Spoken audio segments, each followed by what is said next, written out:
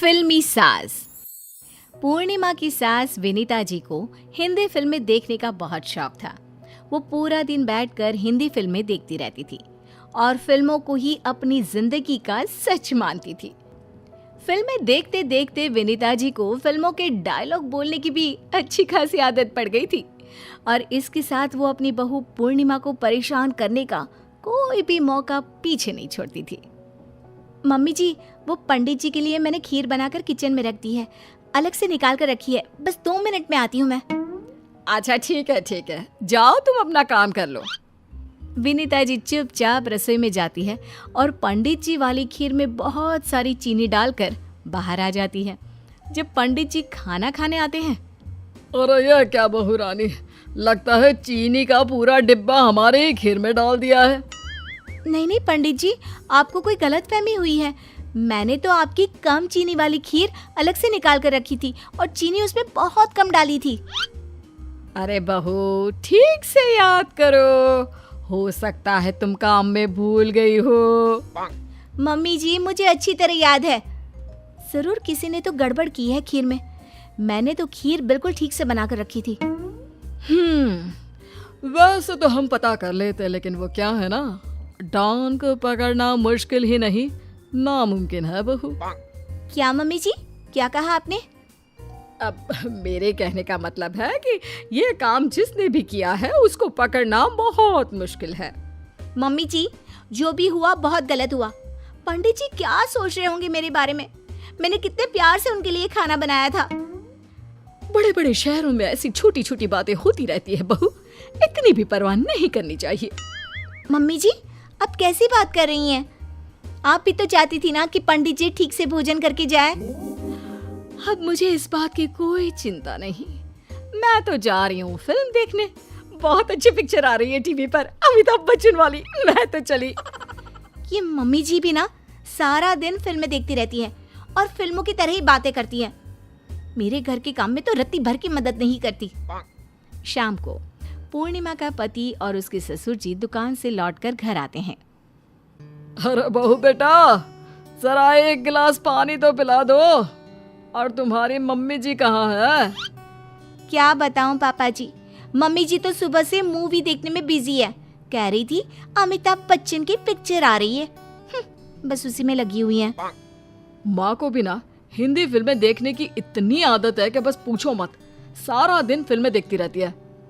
अरे लेकिन ये तो गलत बात है ना बेटा, तुम्हारी माँ को बहू के काम में थोड़ी बहुत मदद करनी चाहिए। इन सब लोगों को ये नहीं पता था कि विनीता जी ने सब लोगों की बात छुपकर सुन ली थी और उन्हें ऐसा लगा कि उनकी बहू ने उनके बेटे और पति से उनकी शिकायत करती थी। इसलिए अगले दिन, अरे बहू, एक काम करो, तुम जरा बाजार जाकर सब्जी ले आओ, आज का सारा नाश्ता मैं बनाऊंगी। लेकिन मम्मी जी, पहले तो आपने कभी नाश्ता नहीं बनाया। इसीलिए तो कह रही हूँ कि आज मैं बना देती हूँ। जरा बाजार जाकर फल और सब्जियां ले आओ, सब खत्म हो गया है। लेकिन मम्मी जी ध्यान रखिएगा, पापा जी और इनके ऑफिस जाने का वक्त हो रहा है, नाश्ता थोड़ा जल्दी बना देना। इतना कहकर पूर्णिमा सब्जियां लेने चली जाती है और जब कुछ देर बाद लौट कर आती है। ये क्या पूर्णिमा, तुम सुबह सुबह चली गई थी? मेरे और पापा के दुकान जाने का टाइम हो गया, लेकिन कुछ भी नाश्ता ही नहीं बना। लगता है आज भूखे जाना पड़ेगा। मम्मी जी ने कहा था कि वो नाश्ता बना देंगी। अरे तुम्हारी मम्मी जी तो सुबह से हिंदी फिल्में देख रही है, कोई नाश्ता वाश्ता नहीं बनाया उसने। मैं अभी मम्मी जी से पूछ कर आती हूँ कि उन्होंने आखिर ऐसा किया क्यों। पूर्णिमा अपनी सास के कमरे में जाती है। वहाँ पर विनीता जी आराम से फिल्म देखने में बिजी थी। मम्मी जी, ये आपने क्या किया? देखिए, पापा जी और ये दोनों भूखे ही दुकान चले गए। आप ही ने कहा था ना कि आप नाश्ता बना देंगी। देखो बहू, जो मैं बोलती हूँ वो मैं करती हूँ और जो नहीं बोलती वो मैं जरूर करती हूँ। मम्मी जी, यहाँ पर बात आपके फिल्म में डायलॉग की नहीं है, किसी के भूखे रहने की है। आप नहीं समझेंगी। परेशान होकर पूर्णिमा कमरे से बाहर निकल जाती है। कुछ दिनों के बाद पूर्णिमा की सहेली उसके घर मिलने के लिए आती है। पूर्णिमा अपनी सहेली से बातें करती है। अरे वाह पूर्णिमा, तुम्हारा घर तो बहुत अच्छा है। Thank you so much. मैं तुम्हारे लिए चाय और कुछ खाने को बनाकर लाती हूँ। अरे बहू, तुम्हारी सहेली इतने दिनों बाद आई है, इसके लिए चाय तो मैं बना लाऊंगी। तुम दोनों आराम से बैठकर बातें करो। हाँ। अरे वाह, तुम्हारी सास तो बहुत अच्छी है। देखो ना, तुम्हारे लिए चाय भी बना कर ला रही है। तुम्हें कुछ पता नहीं ना, इसलिए ऐसा लग रहा है। एक मिनट रुकिए मम्मी जी, आप रहने दीजिए, मैं खुद बना लूंगी। एक बार मैंने कमिटमेंट कर दी तो फिर मैं अपने आप की भी नहीं सुनती। बहू, मैं अभी जाकर तुम्हारे लिए चाय बना कर लाती हूँ। इतना कहकर विनीता जी वहां से चली जाती है। विनीता जी की बात सुनकर पूर्णिमा की सहेली को हंसी आ जाती है। अरे वाह, तुम्हारी सास डायलॉग तो बहुत अच्छे मारती है। हाँ, बस एक यही तो आता है, बाकी तो कोई काम करती नहीं। आज पता नहीं कैसे चाय बनाने के लिए कह दिया। कुछ दिनों के बाद पूर्णिमा की तबीयत अचानक से खराब हो जाती है। पूर्णिमा को इस बात की चिंता हो गई कि अब घर का काम कौन करेगा, और यही सोच सोच कर पूर्णिमा जोर जोर से रोने लगती है। अब क्या होगा?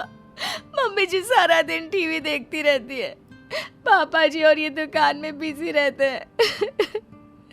खाना कौन बनाएगा? मुझसे तो उठा भी नहीं जा रहा। अरे क्यों चिंता करती हो पूर्णिमा, मम्मी सब कुछ कर लेंगी। माना उन्हें टीवी देखने का शौक है, लेकिन ऐसा नहीं है कि वो तुम्हारे बीमार होने पर काम नहीं करेगी। ठीक उसी वक्त विनीता जी वहां पर आ जाती है। ये लो पूर्णिमा, तुम्हारे लिए गर्मा गर्म सूप बनाकर लाई हूँ, और सबके लिए गर्मा गर्म खाना भी लगा दिया है मैंने। किसी को चिंता करने की कोई जरूरत नहीं है। देखा, मम्मी पूर्णिमा ना कब से रोए जा रही थी घर के काम की चिंता की वजह से। पूर्णिमा बहू, I hate tears. Vinita ji की बात सुनकर पूर्णिमा हंस पड़ती है और घर का माहौल फिर से अच्छा हो जाता है। विनीता जी ने अपने घर को अच्छी तरह संभाल लिया और जल्दी ही पूर्णिमा की तबीयत भी ठीक हो गई।